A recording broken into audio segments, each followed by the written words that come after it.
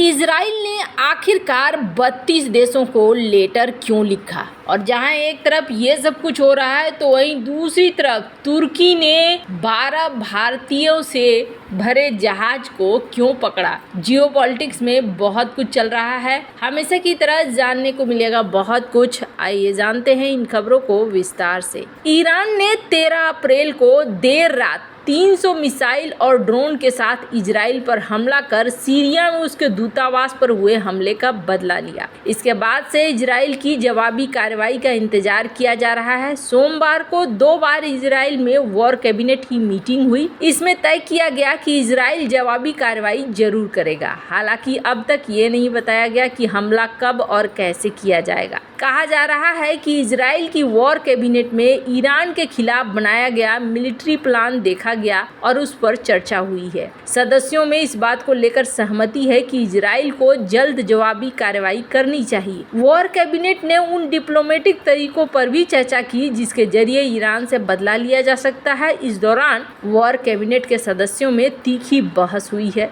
Israeli अधिकारियों के मुताबिक कैबिनेट के सदस्य बेनी गांट्ज ने सुझाव दिया कि ईरान पर हमला होना चाहिए, पर वो ऐसा नहीं है जिसमें लोगों की जान जाए। वहीं अमेरिकी राष्ट्रपति जो बाइडेन, ब्रिटेन के प्रधानमंत्री ऋषि सुनक, सऊदी और जॉर्डन ने इजराइल से अपील की है कि आप ईरान पर जवाबी हमला न करें, इससे पूरा इलाका जंग की भेंट चढ़ जाएगा। ईरान इजराइल जंग का असर भारत में भी देखने को मिल रहा है। 16 अप्रैल को भारतीय रुपए में अमेरिकी डॉलर के मुकाबले 9 पैसे की गिरावट देखने को मिली। प्रति डॉलर के 83.53 रुपए प्रति डॉलर के अब तक के सबसे निचले स्तर पर पहुंच गया है। और एक्सपर्ट ये कह रहे हैं कि इजराइल ईरान के बीच बढ़ते तनाव के कारण अमेरिकी डॉलर को सपोर्ट मिल रहा है। इसके अलावा कच्चे तेल के दामों में तेजी से वृद्धि भी हो रही है। सोने के दाम भी ऑल टाइम हाई हो रहे हैं। अब यहाँ पर इजराइल की मांग ये है कि ईरान के मिसाइल प्रोग्राम पर पाबंदियां लगाई जाए। इजराइल के विदेश मंत्री काट्ज ने 32 देशों को लेटर लिखा है। इसमें उन्होंने ईरान के मिसाइल प्रोग्राम पर प्रतिबंध लगाने की मांग की है। इसके अलावा उन्होंने ईरान की सेना की branch Islamic revolutionary guard corps को एक आतंकी संगठन घोषित किए जाने की भी अपील की है। काट्ज ने कहा है कि इसके जरिए ईरान को कमजोर करने में मदद मिलेगी। ईरान को रोका जाना बेहद जरूरी है, इससे पहले कि बहुत देर हो जाए। इजराइल ने अरब देशों को आश्वासन दिया कि ईरान के खिलाफ उसके जवाबी हमले से उन्हें कोई नुकसान नहीं होगा। इजराइल के कान पब्लिक ब्रॉडकास्टर की रिपोर्ट के अनुसार इजराइल ने जॉर्डन, मिस्र और खाड़ी देशों से कहा कि वो ईरान पर कुछ इस तरीके से हमला करेगा कि इसके बाद ईरान जवाबी हमला न करे। अमेरिका का मानना है कि ईरान के हमले का जवाब देने के लिए इजराइल उस पर सीधा अटैक नहीं करेगा। ईरान पर सीधा हमला करने से मिडिल ईस्ट में तनाव और बढ़ जाएगा। ऐसे में इजराइल ईरान के प्रॉक्सी जैसे कि सीरिया में उसके समर्थन वाले संगठन या लेबनान में हिजबुल्लाह के ठिकानों को टारगेट कर सकता है। और जैसा कि हमने आपको बताया,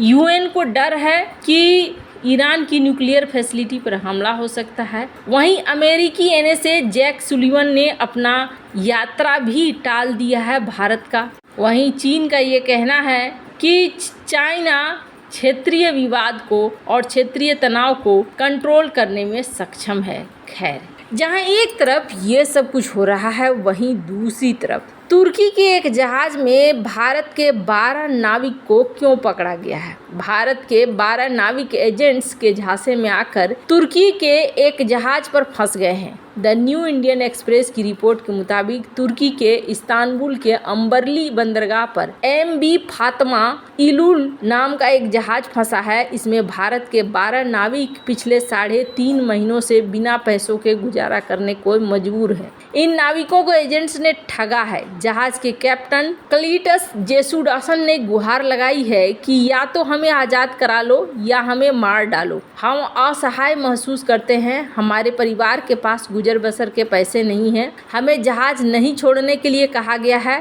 शिप के क्रू ने भारत सरकार से मदद की गुहार लगाई है। नाविकों का कहना है कि उन्हें नवी मुंबई और बेलापुर की RPSL companies, NAMS ship management company और RAS मैनेजमेंट कंपनी के ने काम पर रखा था। ज्वाइनिंग के समय नहीं बताया गया था कि जहाज तुर्की की अथॉरिटीज की गिरफ्त में है। दरअसल जहाज के मालिक ने पुराने क्रू को सैलरी नहीं दी थी, जिसके बाद तुर्की की लोकल अथॉरिटी ने एक्शन लेकर जहाज को अपने कब्जे में ले लिया था। एक अन्य नाविक कन्नन राजेंद्रन का कहना है कि जहाज पर चढ़ने के बाद हमें एहसास हुआ कि जहाज लंबे समय से नहीं चल रहा था। जहाज की हालत बहुत खराब है। 16 जून को सुरक्षा और क्षतिपूर्ति कवर समाप्त हो जाएगा। हमारी स्थिति बेहद खराब है, ठीक से खाने को भी नहीं मिल रहा है। शिपिंग विभाग के deputy director captain Manish Kumar का कहना है कि एजेंट्स को नोटिस जारी किया गया है। एक RPSL एजेंट का लाइसेंस भी रद्द किया गया है। हम इस मुद्दे से अवगत हैं और हमने अधिकारियों को स्थिति के बारे में जानने के लिए कहा है। हम उन्हें वापस लाने के लिए विदेश मंत्रालय के साथ बातचीत भी कर रहे हैं। तुर्की में भारत की एम्बेसी से कांटेक्ट भी किया गया और कहा जा रहा है कि जल्द ही ये नाविक वापस अपने देश लौटेंगे। आपको बता दें, ये मामला ऐसा नहीं है कि हाल फिलहाल का मामला है। ये मामला पिछले साल सितंबर महीने से चला आ रहा है।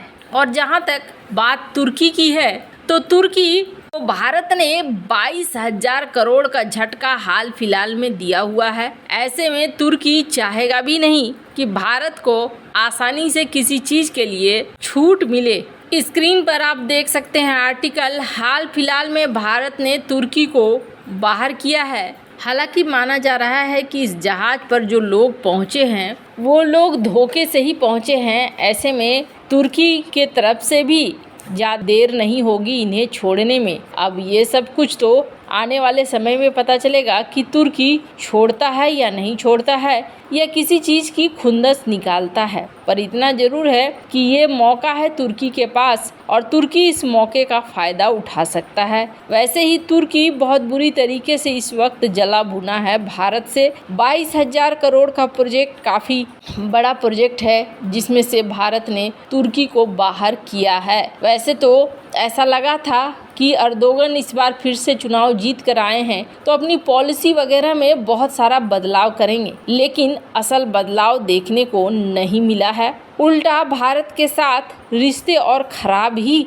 होते हुए दिखे हैं। पर हाँ, तुर्की को अगर पर्यटक चाहिए, जो तुर्की इस साल बहुत ज़्यादा उम्मीद कर रहा है, और इसी उम्मीद से तुर्की ने भारत में रोड शो भी किया था, तो फिर तुर्की मजबूरी में हो सकता है कि इन्हें रिलीज करने के लिए विवश हो जाए। वैसे हाल फिलहाल में भारत और तुर्की के बीच में कई सारी चीज़ें भी देखने को मिली है। भारत और ग्रीस के बीच में काफ़ी पक्के वाले रिश्ते देखने को मिले हैं, और ये रिश्ते ऐसे रिश्ते हैं जिससे हमेशा से तुर्की चिढ़ता आया है। अब देखना होगा कि आगे भारत किस तरीके से इस पूरे मामले को हैंडल करता है और कैसे इन लोगों को निकालने में सफल हो पाता है। वैसे आपको क्या लगता है, क्या तुर्की भी रोक पाएगा इन लोगों को या फिर इन्हें छोड़ देगा? कमेंट कर अपनी राय जरूर बताएं। जल्द मिलते हैं अगले वीडियो में नई खबर के साथ।